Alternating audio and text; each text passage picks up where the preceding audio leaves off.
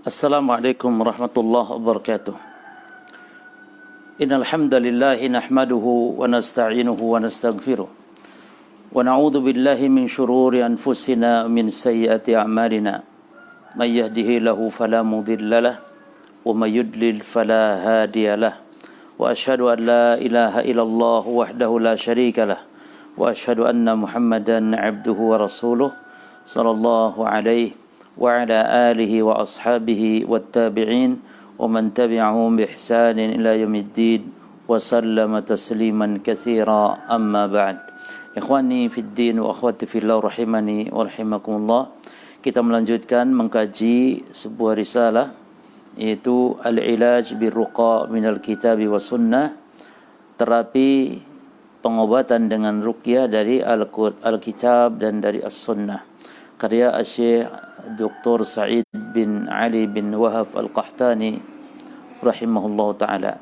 Kita masuk di pembahasan Ilajul Tibas Al-Jinni Bil-Insi, pengobatan gangguan jin terhadap manusia.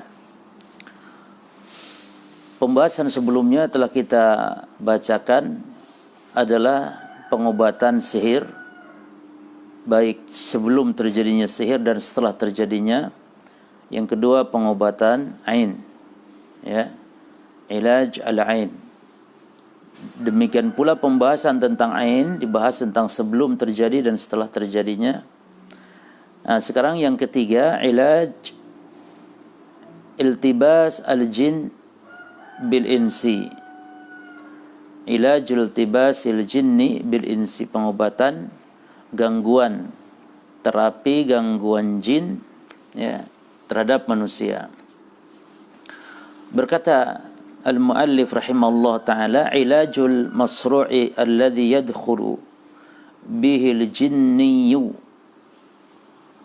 wa yaltabisu bihi kismani. Kata beliau, pengobatan al-masru'. Al-masru' yakni orang yang kena sara' atau kesurupan, ya, alladhi yadkhul bihi al-jinni, yang sebabnya karena jin masuk, ya, mengganggu manusia, wa yaltabisu bihi, dan yakni mengganggu manusia jin tersebut, kismani, maka pengobatannya ada dua macam, yakni al-qismul awal qabla al-isabah, pembagian yang pertama sebelum terjadi. Ini bagaimana kita cara menghindar dari gangguan jin. Nah, minal wiqayah al-muhafadhah ala jami'i al-faraid wal wajibat. Minal wiqayah, di antara bentuk wiqayah, penjagaan supaya kita tidak diganggu atau diselamatkan dari gangguan jin, adalah al-muhafadhatu ala jami'il faraid, adalah menjaga semua kewajiban-kewajiban yang Allah perintahkan. Salat yang wajib, puasa yang wajib, semua bentuk kewajiban-kewajiban, ya. Wal ibtiadu an jami'il muharramat, dan menjauhkan diri dari semua atau seluruh dosa-dosa, ya. Yani jangan sampai seorang muslim terjatuh kepada dosa, karena yang namanya dosa adalah membawa sial. Tidak ada yang bisa membawa sial kecuali dosa itu. Jadi dosa itu bawa sial, ya. Baik sial daripada datangnya musibah-musibah, ya, karena sebuah musibah disebabkan juga dosa, ulah tangan-tangan manusia. Sebagaimana kata Allah Subhanahu wa taala, apa? Dhaharul fasadu fil bari wal bahri bima kasabat aydina. Setelah nampak kerusakan di daratan, di lautan, karena sebab ulah tangan manusia. Jadi al-ibtiad, menjauh an jami'il muharramat, dari semua yang diharamkan. Wat taubatu min jami'is sayiat, dan bertobat dari semua dosa dan kesalahan. Wa at-tahassun bil adhkar, membentengi diri dengan zikir-zikir, wa da'awat, dengan doa-doa, wa ta'awudzat, dan dengan perlindungan-perlindungan al-masyru'ah yang disyariatkan. Berlindung yang disyariatkan, yakni bacaan-bacaan Allahumma inni a'udzubika, misalnya Allahumma inni a'udzubika minasyaitan, atau doa yang diajarkan Nabi lagi, a'udzu bi kalimatillahi tammati min syarri ma khalaq. atau a'udzu billahi minasyaitonir rajim. Itu termasuk bentuk perlindungan yang disyariatkan. Ya. Jadi ini secara umum. Sebelum tertimpa yang namanya gangguan al-jin. Al-qismu tsani, yang kedua, al-ilaj ba'da dukhulil jinni. Terapi pengobatan ya dari Al-Qur'an, dari As-Sunnah untuk gangguan jin yang jin telah masuk, telah mengganggu, maka wa yakun bi qira'atil muslim alladhi wafaqa qalbuhu lisanahu, yaitu dengan bacaan ruqyahnya seorang muslim yang kata beliau yang wafaqa qalbuhu lisanuhu, yang hatinya sesuai ya dengan lisannya, yang dibacakan oleh seorang muslim yang hatinya sesuai dengan lisannya, ya, wa ruqyatahu lil masru', ya, dengan meruqyahnya orang yang kena kesurupan tadi. Wa 'adhamul ilaj ar-ruqyah bi Fatihatil Kitab. Jadi untuk kesurupan jin ini sebesar-besar ilaj pengobatan ruqyah atau terapi ruqyah adalah bi Fatihatil Kitab, dengan Al-Fatihah. Ya. Wa ayatil kursi. Catat ayatnya, ya. Ayatul kursi. Wal ayatain al-akhirataini min suratil Baqarah. Dan dua ayat terakhir dari surah Al-Baqarah. Ya, amana ar-rasulu bima unzila ilaihi min rabbihi wal mu'minun kullun amana billahi wa malaikatihi wa kutubihi wa rusulihi la nufarriqu baina ahadin min rusulihi. Qalu la nufarriqu baina ahadin min rusulihi wa qalu sami'na wa ata'na ghufranaka wa ilaikal masir. Nah, atau wa qul huwallahu ahad wa qul a'udzu birabbil falaq wa qul a'udzu birabbin nas. Tiga qul istilahnya. Ini disebut al-mu'awwidzat, al-ikhlas, al-falaq, an-nas. Ya. Kemudian ma'a an-nafas 'ala al-masru', disertai dengan an-nafas. An-nafas pada pertemuan yang lalu sudah sering kita sampaikan, yaitu hembusan. Ya. Hembusan yakni ludah angin gitu ya dari mulut kita. Hembusan dari mulut kita dibacakan kepada yang kena kesurupan tadi. Apa suratnya tadi? Al-Fatihah, Ayatul Kursi. Ini yang paling, kata beliau, wa a'zamu al-ilaji, ya, dan sebesar-besar ilaj adalah ar-ruqyah bi Fatihatil Kitab. Jadi orang yang kesurupan, sebesar-besar pengobatannya adalah dengan ruqyah. Dengan ruqyah. Jadi bukan dengan obat-obatan, bukan. Ruqyah itu yang paling besar manfaat maslahatnya. Nah, di antaranya adalah membaca Al-Fatihah, membaca Ayatul Kursi, wal ayatainil akhirataini min suratil Baqarah, dua ayat terakhir dari surah Al-Baqarah. Itu yang diawali dengan tadi, amana rasulu bima unzila ilaihi min rabbih. Amana ar-rasulu bima unzila ilaihi min rabbihi wal mu'minun kullun amana billahi wa malaikatihi wa kutubihi wa rusulihi la nufarriqu baina ahadin min rusulihi wa qalu sami'na wa ata'na ghufranaka rabbana wa ilaikal masir. La yukallifullahu nafsan illa wus'aha laha ma kasabat wa 'alaiha ma iktasabat. Rabbana la tu'akhidna in nasina aw akhtana. Rabbana wa la tahmil 'alaina isran kama hamaltahu lalladzina min qablina. Rabbana wa la tuhammilna ma la taqata lana bih wa'fu 'anna waghfir lana warhamna anta maulana fansurna 'alal qaumil kafirin. Dua ayat terakhir dari surah Al-Baqarah. Kemudian dilanjut dengan tiga qul atau mu'awwidzat, al-ikhlas, al-falaq dan an-nas. Baik. Wa takriru dzalik 3 marrat atau aktsar. Diulang-ulang, ya. Diulang-ulang 3 kali atau lebih, terus diulang-ulang baca. Makanya gampang meruqyah itu, tidak harus dengan surat-surat yang panjang-panjang, ya. Cukup tadi disebutkan oleh mu'alif, ada orang kesurupan. Maka kemarin sebagaimana pernah disampaikan, jangan bergampang-gampang bermudah-mudah untuk minta ruqyah kepada ustaz, kepada kiai, ya. Kalau ada orang kesurupan misalnya di antara anggota keluarganya, ruqyah sendiri, baca. Setiap muslim harus bisa meruqyah. Karena ruqyah adalah membaca bacaan-bacaan sebagai bentuk doa kepada Allah. Maka baca ayat-ayat Allah Al-Quran, kemudian baca doa-doa Nabi, doa-doa perlindungan. Ya. Wa ghairi dzalika minal ayat al-Qur'aniyah, dan juga yang lain-lain dari ayat-ayat Al-Qur'an. Jadi boleh dengan surat-surat yang lain. Ya, namun ini yang paling inti. Al-Fatihah, ya, Ayatul Kursi, 2 terakhir surah Al-Baqarah, 2 ayat terakhir dari surah Al-Baqarah, Al-Mu'awwidzat, Al-Ikhlas, Al-Falaq, An-Nas, dan ayat-ayat yang lainnya. Seperti apa misalnya jemaah? Misalnya bisa dibaca awal surah Al-Baqarah dari 1 misalnya sampai 6 ayat, ya, dan seterusnya. Taib. Lianna al-Quran kullahu fihi syifa.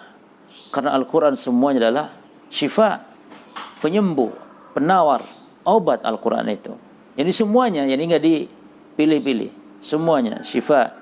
Lima fis sudur, terhadap penyakit yang ada di dalam dada. Wa syifaun wa huda wa rahmatun lil mu'minin. Juga sebagai syifa, penyembuh, petunjuk, dan rahmat bagi orang-orang yang beriman. Ya. Taib. Wa adiyatu ruqyah. Demikian pula doa-doa ruqyah. Kama fi nu'i tsani min ilaji sihir.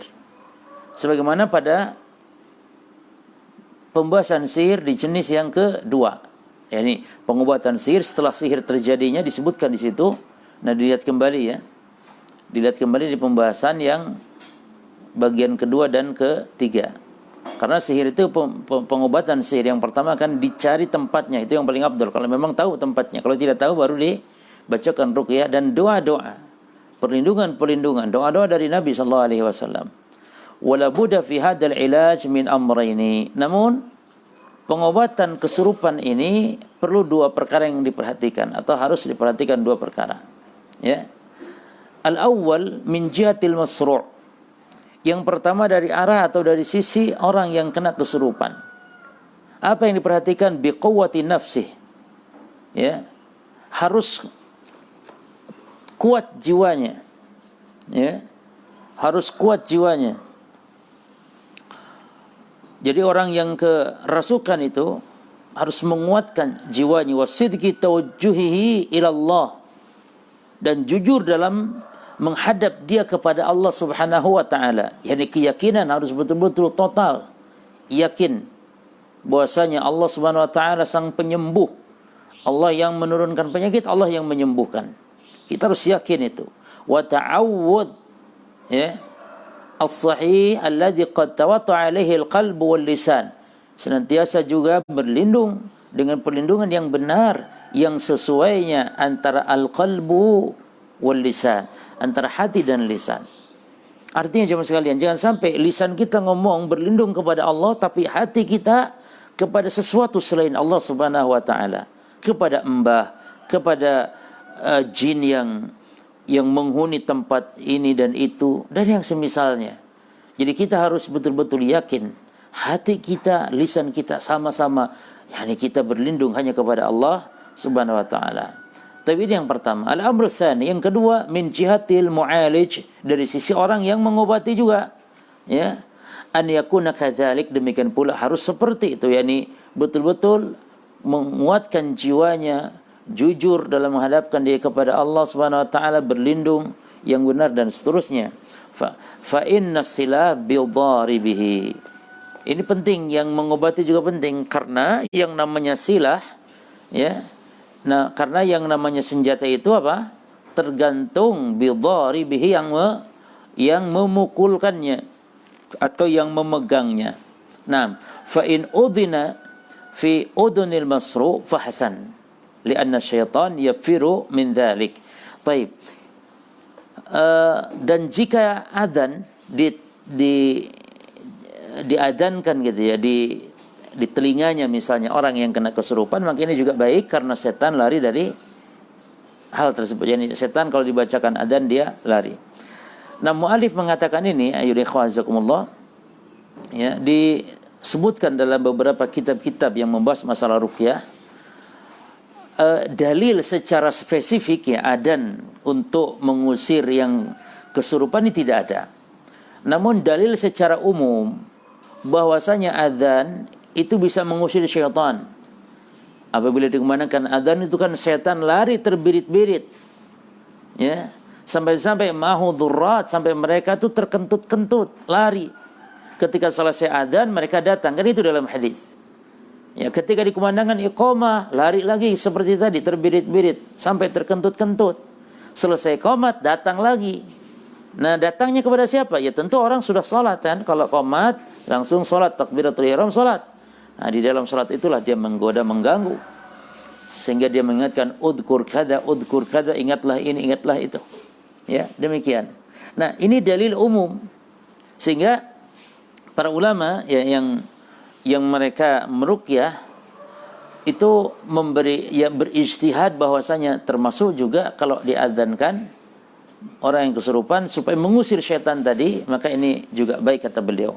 Namun wallahu alam ya, kalau kita sendiri ketika meruqyah dan kadang dibacakan dari pengalaman-pengalaman memang demikian. Kadang ada orang yang kesurupan ketika dibacakan azan ya, dia berteriak-teriak mengatakan panas, jangan azan, kami ingin keluar, aku akan keluar gitu ya. Namun para ikhwan sekalian rahimani rahimakumullah, dalam masalah ini ya kita katakan sekali lagi, dalil yang sharih, dalil yang spesifik dalam masalah ini tidak ada. Ya, yakni para as-salaf itu meruqyah ya dengan azan ini.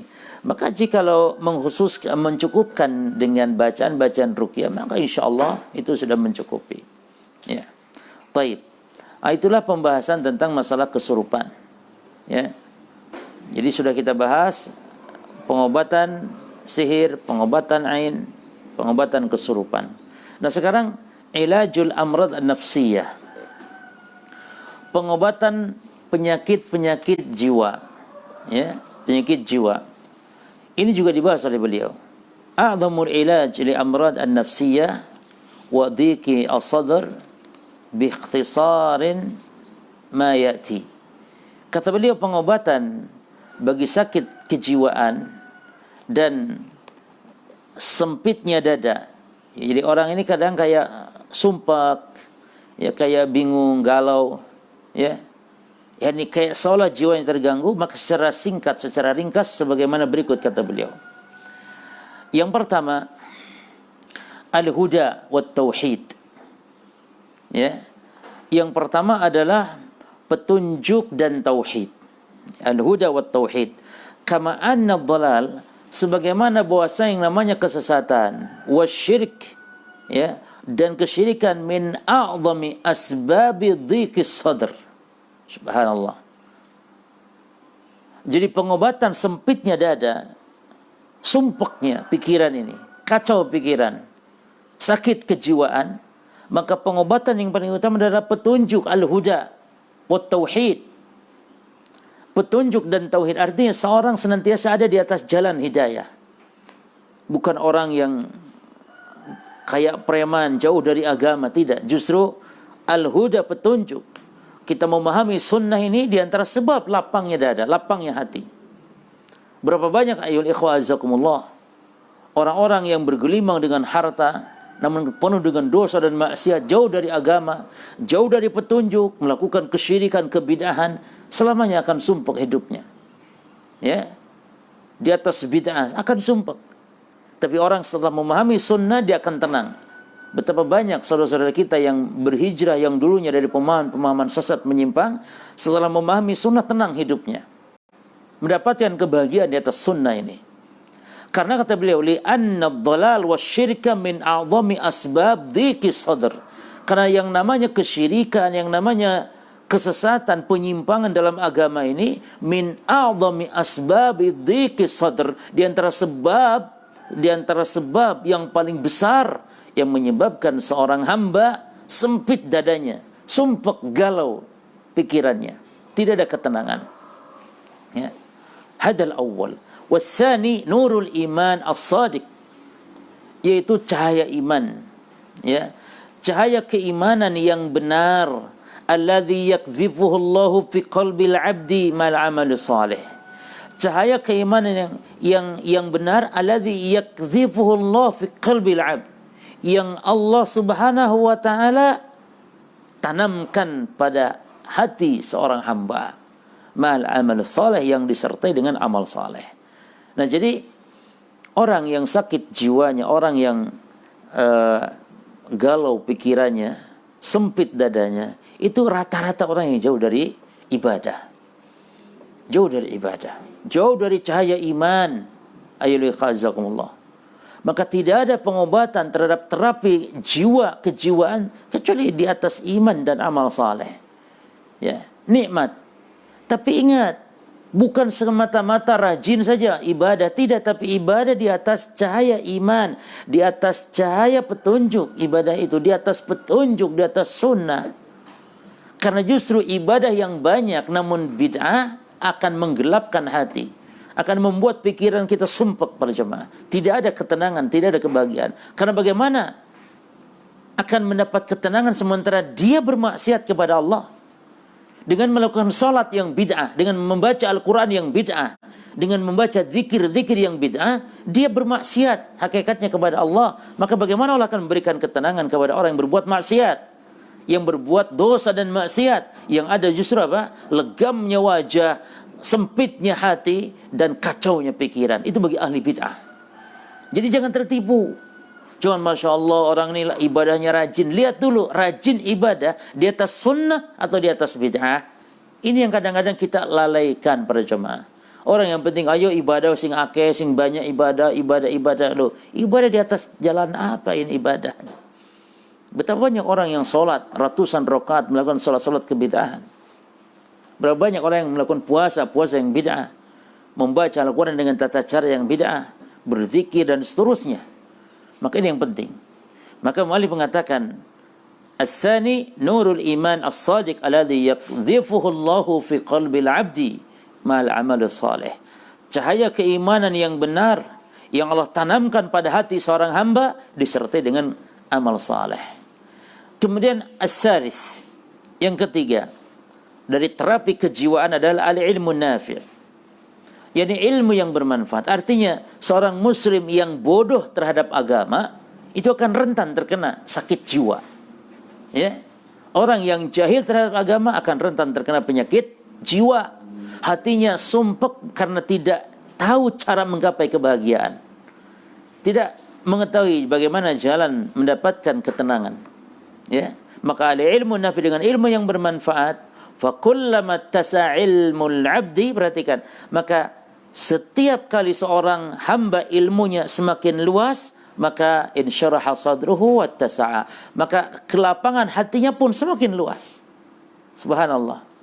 Bagaimana kaitan ilmu dengan kelapangan hati para jemaah? Bagaimana ilmu kaitannya dengan ketenangan jiwa? Sangat erat kaitannya. Karena orang yang berilmu tahu betul bagaimana jalan menuju bahagia, bagaimana menggapai kebahagiaan. Ya, dalam rumah tangganya dia tahu bagaimana rumah tangga yang bahagia. Lihat, rumah tangga yang bahagia adalah rumah tangga yang didasari dengan dasar ilmu. Ya, mustahil berjamaah bahagia apabila tidak didasari dengan ilmu. Mustahil.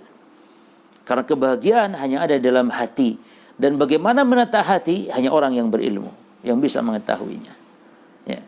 Taib. Ar-rabi, yang keempat, al-inabah. Inabah itu taubat, waruju' ila Allah subhanahu wa ta'ala, dan kembali kepada Allah subhanahu wa ta'ala. Jadi bedanya inabah dengan taubat adalah apa? Taubat itu berhenti dari dosa, kembali kepada Allah. Ya. Namun kalau inabah itu lebih dari itu. Tidak sekedar taubat kembali kepada Allah, tapi dia terus meningkatkan nilai-nilai ibadahnya. Perubahannya jauh, semakin dekat dia kepada Allah.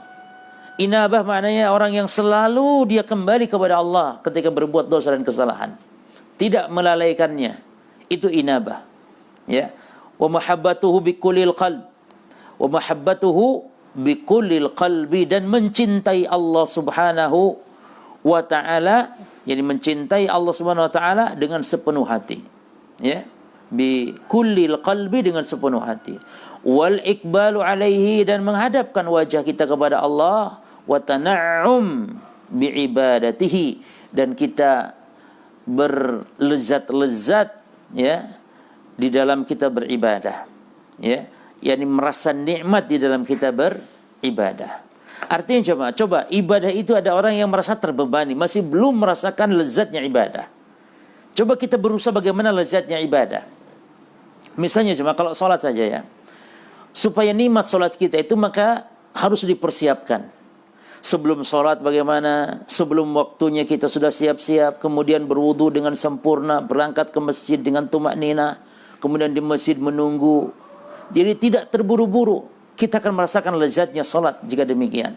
Beda dengan orang yang terburu-buru, gerasa-gerusu, masbuk, dan semisal, tidak ada ketenangan. Ya, maka ini yang penting, yaitu apa?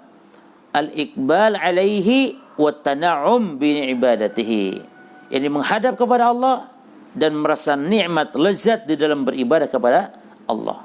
Ini yang keempat. Al-khamis, dawam zikrillahi ta'ala ala kulli hal. Mendawamkan, membiasakan zikir kepada Allah itu dalam setiap keadaan. Ya. Jangan zikir pada momen-momen tertentu. Itu bagus. Karena zikir ada dua, ada zikir muqayyad dan ada zikir mutlak. Zikir muqayyad ini zikir yang dibatasi. Dibatasi apanya? Dibatasi waktunya, dibatasi tempatnya, dibatasi bilangannya. Itu zikir muqayyad. Seperti zikir masuk WC, keluar WC, masuk masjid, keluar masjid, masuk rumah, keluar rumah. Zikir ketika melihat sesuatu yang dianjurkan berzikir. Zikir melihat musibah, zikir melihat hilal, zikir melihat buah baru tumbuh, zikir makan setelah makan, zikir jima dengan istri, zikir keluar rumah, dan seterusnya. Ini zikir muqayyad. Ini bagus. Namun berusahalah seorang muslim agar senantiasa hatinya lapang, jiwanya tentram, tumakninah, senantiasa berzikir dalam semua kondisi. Wa bi kulli mautin, di semua tempat. Nah, karena zikir memang Allah memerintahkan kita, perhatikan, bukan zikir saja tapi memerintahkan untuk banyak berzikir. Wadhkurullaha dzikran katsira atau qalila katsira. Berzikirlah kepada Allah dengan zikir yang banyak, bukan sedikit. Bahkan subhanallah para jamaah sekalian, orang-orang munafik dia berzikir kepada Allah, namun zikirnya sedikit. Wala yadhkurunallaha illa qalila. Orang-orang munafik tidak berzikir kepada Allah kecuali sedikit zikirnya. Bagaimana dengan orang Islam? Bagaimana orang Islam yang tidak berzikir? Kalah sama munafikin. Munafikin berzikir namun sedikit. Maka kita berarti jangan seperti munafikin, berzikir yang banyak. Berzikir kepada Allah, baca la ilaha illallah, baca subhanallah, alhamdulillah, la ilaha illallah, Allahu akbar. Semua keadaan. Di kendaraan kita berzikir. Sehingga kalaupun berzikir, itu juga bermanfaat untuk kita terhindar lisan kita dari berbuat dosa maksiat. Kalau kita berzikir, tersibukkan kita dari ghibah, namimah. Tersibukkan kita dari misalnya mengucapkan ucapan-ucapan yang haram, nyanyi-nyanyi yang tidak karuan, nyanyi-nyanyi yang isinya dosa dan maksiat, ya. Maka ini tidak dibolehkan. Sehingga sibukkan lisan kita. Basahi lisanmu dengan berzikir, kata Nabi. Seorang Arab gunung datang kepada Nabi SAW. Ya Rasulullah, qad kathrat alayya syara'i al-Islam. Ya Rasulullah, syariat Islam ini banyak sekali. Saya ini kayak bingung, capek, berat gitu ya Rasul. Ada ndak ya Rasul amalan yang enteng, ringan tapi pahalanya besar? Subhanallah. Ini Arab gunung yang cerdas ini. Ini banyak sekali syariat Islam ini ya Rasulullah. Ada ndak amalan yang amalan itu yang bisa aku berpegang teguh terus? Yani amalan yang maksudnya ringan sedikit namun pahalanya besar. Apa kata Nabi? Ada. Apa itu? Wala tazal lisanuka ratban min dzikrillah. Ya, senantiasa basahi lisanmu dengan berzikir kepada Allah Subhanahu wa taala. Ya. Walidzikri ta'thirun ajibun fi insyirahi sadr. Dan zikir memiliki pengaruh yang ajib, pengaruh yang menakjubkan di dalam kelapangan dada ini. Ketenangan, ketentraman. Bukan kalau berfirman ala bidzikrillahi tatmainul qulub. Ketahuilah wajahnya hanya dengan mengingat Allah hati menjadi tenang. Ya, hati menjadi lapang, hati menjadi tenang. Nah, wa na'im al-qalbi, ya. Dan di dalam, yakni dengan berzikir pengaruhnya apa? Selain daripada insyirah sadr, lapang yang ada juga na'imil qalb. Hati merasakan kenikmatan. Tidak ada nutrisi hati kecuali dengan berzikir kepada Allah. Ya. Kalau badan kita ya makanan, gizinya itu. Tapi gizinya hati, nutrisinya hati apa berjamaah? Qutul qulub, ya. Nutrisinya hati zikrullah, berzikir kepada Allah. Wa zawalil hammi wal gham. Pengaruh zikir yang menakjubkan adalah menghilangkan al-ham, kebingungan, al-gham, kesusahan.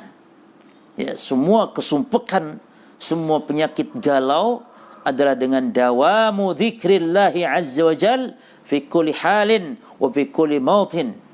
Yani mendawamkan zikir senantiasa di setiap keadaan, di setiap tempat, di setiap kondisi. Dan ini termasuk di antara pengobatan atau terapi nafsiyah, terapi jiwa, pengobatan jiwa. Yang paling penting lagi, kata beliau, as-sadis, yang keenam, al-ihsanu ilal khalqi bi anwa'il